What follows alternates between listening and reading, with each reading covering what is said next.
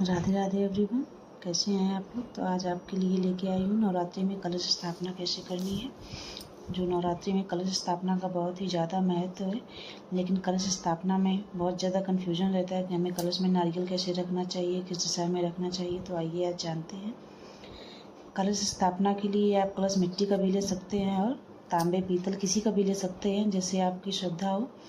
और कलश में सबसे पहले हम गंगा जल डालेंगे। हमने मिट्टी का कलश लिया है, उसमें गंगा जल डालेंगे। उसके बाद साफ स्वच्छ जल से उसको भर लेंगे। और जल का कलश हमेशा कंठ तक भरा जाता है, जहाँ तक मैं बता रही हूँ यहाँ तक कलश को भरते हैं। उसके बाद हम कलश में मौली कलावा बांध लेंगे। कंठ में कलावा बांधा जाता है, कलावा बांध लेंगे। आपकी श्रद्धा है, जैसा भी आप करना चाहें। बाकी कलावा कच्चा सूत वाला भी आता है और एक पक्का भी आता है, तो जैसा आपके पास जो हो वो आप कलावा बांध सकते हैं। देखिए हमने कलावा ये बांध लिया है इसमें। उसके बाद फिर हम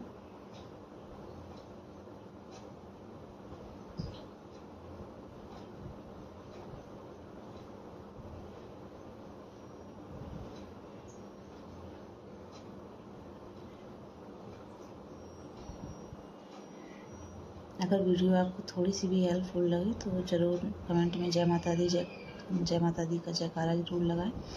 उसके बाद फिर हम कलश में स्वास्तिक बना लेंगे।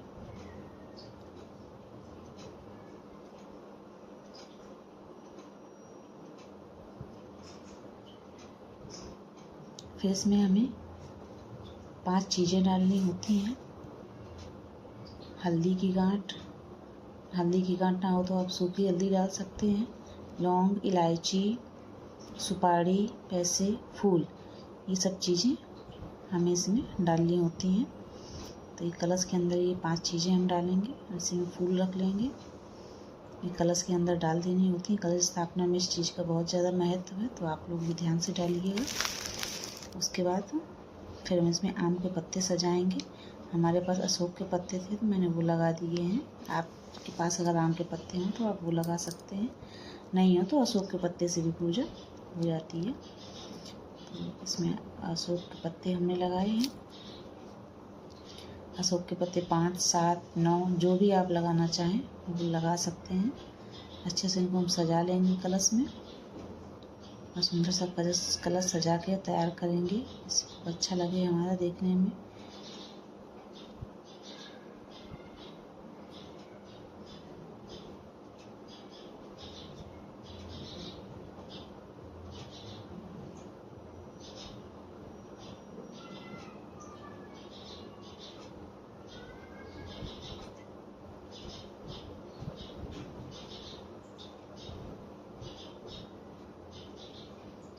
उसके बाद फिर रोली कुमकुम से तिलक करेंगे और कलश में भी स्वास्तिक बनाएंगे। हमारा ये पुराना कलश उसमें बना हुआ है, लेकिन मैंने आपको बताने के लिए मैंने उसी को फिर से बनाया। और स्वास्तिक कभी भी क्रॉस करके नहीं बनाया जाता है, हमेशा जो लाइन इधर से होती है वो ली जाती है, उधर वाली उधर से बीच से काटा नहीं जाता है, मतलब ये होता है। तो आप लोग भी ऐसे ही बनाएं। और हमेशा लाइन बाहर से अंदर की तरफ लाई जाती है। देख सकते हैं आप लोग कैसे मैंने बनाया है, बाहर से लाइन अंदर की तरफ लाई जाती है। तिलक लगा लेंगे, स्वास्तिक बना लेंगे, पत्तों में बढ़िया से सजा लेंगे कि हमारा कलश देखने में बहुत ही सुंदर और प्यारा लगे।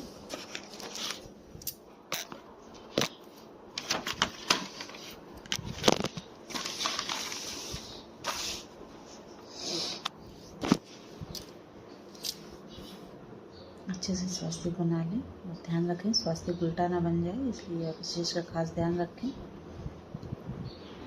स्वास्तिक बनाएं, उसके बाद फिर आम के पत्तों में बढ़िया रोली कुमकुम लगाएं कलश को अच्छे से सजा कर।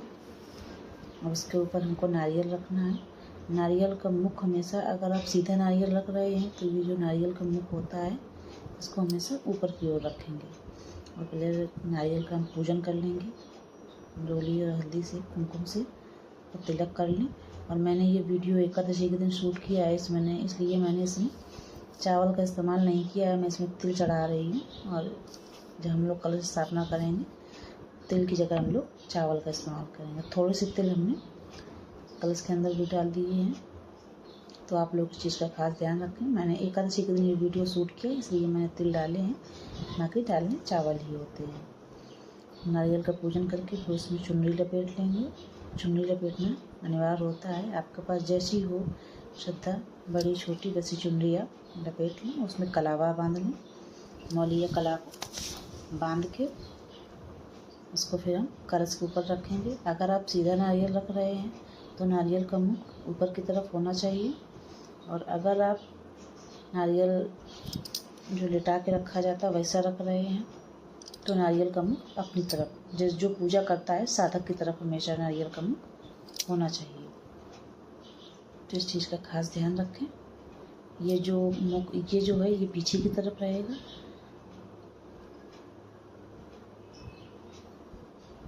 ऐसे स्थापना, एक तो ये तरीका है, आप चाहें तो ऐसे स्थापना कर सकते हैं, और एक दूसरा तरीका है, अगर आपने जवारे बोए हुए हैं तो स्थापना हमेशा कलश की माता रानी के राइट हैंड की तरफ और हमारा लेफ्ट हैंड होना चाहिए। थोड़े से चावल रख के उसके ऊपर हम कलश की स्थापना कर देंगे। इस चीज़ का खास ध्यान रखें, कलश हमेशा माता रानी के राइट हैंड की तरफ और हमारा पूजा करने वाले का लेफ्ट हैंड होना चाहिए। तो इस चीज़ का खास ध्यान रखें। और दूसरा तरीका एक ये होता है, अगर आपने जवारे उगाए हैं तो आपको कैसे रखना है नारियल, आइए वो भी जान लेते हैं। तो अगर जवारे आपने उगाए हैं तो जवारे के लिए आप कोई भी पात्र ले सकते हैं, मिट्टी का हो, मिट्टी का, स्टील का, जो भी आपके पास हो वो आप पात्र ले लें, उसके ऊपर कलश रखते हैं। लेकिन अगर आप जवारे में कलश रखेंगे तो आपके जवारे उतने अच्छे नहीं आएंगे, तो ये चीज़ आप लोग देख लीजिएगा। और कलश के ऊपर हम एक पात्र रखेंगे, आप चाहें तो मिट्टी का रख सकते हैं, ना हो तो स्टील का रख दीजिए। इससे हमारा संपूर्ण पात्र बन गया। अब इसके ऊपर हमको नारियल रखना है, तो ये जो मुख है ये हमारी तरफ रहेगा और जो पीछे वाला हिस्सा होता है वो माता रानी की तरफ रहेगा। तो इस चीज़ का ध्यान रखें। नारियल का जो मुख होता है वो हमें अपनी तरफ रखना है।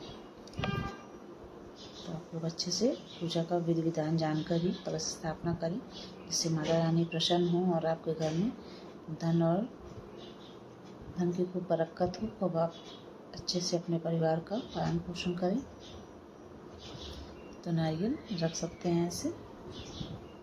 अगर आप चाहें तो कलश अकेले रख सकते हैं और जवारे कहीं भी रख दीजिए। जवारे का कोई ये नहीं होता है, जवारे आप उठाकर उधर रख दीजिए और कलश सिर्फ रख सकते हैं माता रानी के राइट हैंड की तरफ। और चाहें तो आप कलश के नीचे अष्टदल कमल भी बना सकते हैं, जो चावल से बनता है। मैंने आज एकादशी थी, मैंने इसलिए चावल का यूज़ बिल्कुल भी नहीं किया है, तो इस चीज़ का आप ध्यान रखें। अगर आप चाहें तो अष्टदल कमल बना सकते हैं इसके नीचे। यहाँ पे आपने कलश स्थापना की है, कलश के नीचे अच्छा सा चावल का ढेर बना करके उसके बाद कलश बना लीजिए, अष्टदल कमल बना लीजिए। अष्टदल कमल बनाना बहुत ईजी है, मैं वीडियो डाल दूँगी, आप लोग को देख लीजिए कैसे बनाया जाता है। चाहे तो आप ये कर सकते हैं। और जवारे आप माता रानी के किसी भी हाथ की तरफ रख दीजिए, उससे कोई दिक्कत नहीं है। सिर्फ कलश का महत्व होता है कि हमको कलश किस स्थापना किस जगह पे रखना है। उसके बाद कलश स्थापना करने के बाद माता रानी से प्रार्थना करें कि माता रानी जो भी इस पूजा में गलती हुई हो या भूल हुई हो उसके लिए हमको माफ़ करें और अपनी कृपा दृष्टि हम पर बनाए।